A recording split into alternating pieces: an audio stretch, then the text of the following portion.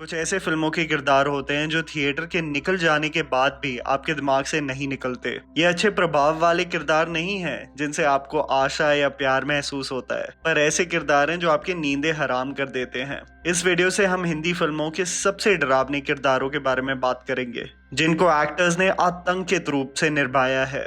रमन राघव 2.0।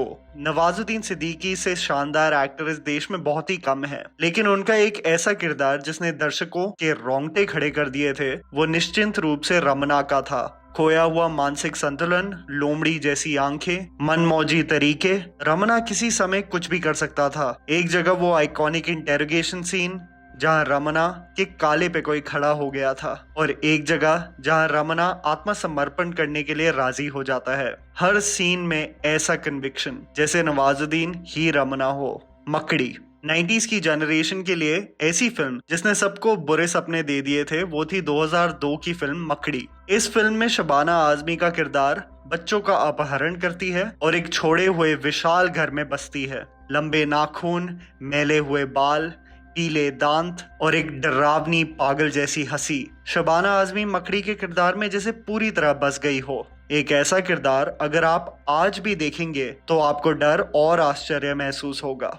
संघर्ष एक किरदार जो काली माँ के साथ बात करके बच्चों का अपहरण करता है और उन्हें भेंट के रूप में प्रस्तुत करता है, इस आशा से कि वो अमर बन जाए। आशुतोष राणा का किरदार लज्जा शंकर पांडे में ऐसा पागलपन था जैसे मैंने आज तक हिंदी सिनेमा में नहीं देखा हो। मुझे अभी भी याद है कैसे मैंने डर के मारे अपनी आंखें बंद कर दी थी जब लज्जा अपनी जीभ फाड़कर जोर से चिल्लाता है। आशुतोष राणा का डरावना प्रदर्शन शायद ही कोई दोहरा सकता है।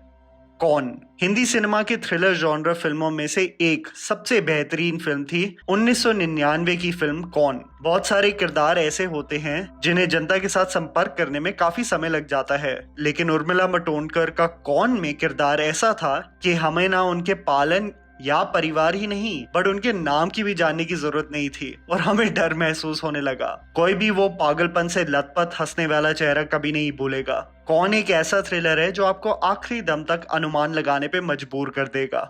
भूल भुलैया। विद्या बालन के प्रदर्शन के बारे में कहने से पहले मैं कहना चाहूंगा कि शोभना की मानाचित्र ताज्जू में और ज्योतिका की चंद्रमुखी में बेहतरीन परफॉर्मेंसेस थी। निश्चित रूप से विद्या बालन के किरदार का प्रभाव इन दोनों परफॉर्मेंसेस से था। ये कहने के बावजूद मेरे हिसाब से ये कोई मना नहीं कर सकता कि विद्या बालन ने मंजूलिका का किरदार बखूबी से निभाया था। जब गुस्से से लथपथ अवनी मंजूलिका बनके चिल्लाकर बिस्तर एक हाथ से उठा जाती है, पूरे सिनेमा हॉल के रोंगटे खड़े हो गए थे। मंजूलिका का राक्षसी नृत्य, खून से भरी हुई आंखें और असीम क्रोध ने हमें काफी बुरे सपने दिलाए। दुश्मन एक ऐसा हत्यारा जो अपना अगला निशाना घड़ी के घंटे से तय करता है।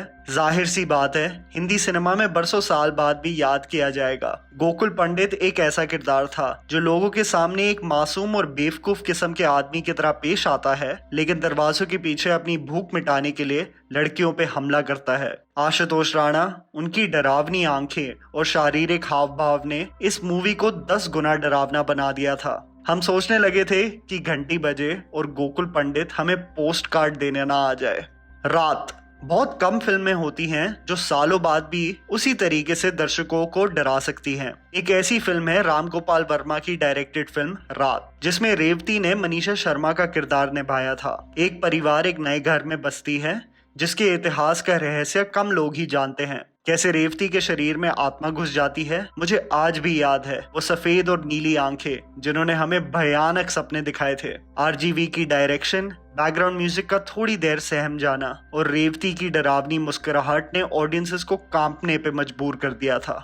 परी कुछ ऐसे किरदार होते हैं जो एक सीन में ही आपके रोंगटे खड़े कर देते हैं। मानसी मुल्तानी का काला पौरी किरदार 2018 की फिल्म परी में ऐसा ही कुछ कर बैठा। एक ऐसा अस्तित्व जो धोखा देके लोगों को जाल में फंसाने की साजिश करती है, लेकिन मंत्र और जादू से काबू में आ जाती है। ये अलौकिक जीव किसी का भी रूप धारण करके मीठे शब्दों से लोगों को फंसा देती है, और एक ही सीन से मानसी मुल्तानी ने हमें अपने परफॉर्मेंस से चौंका दिया था।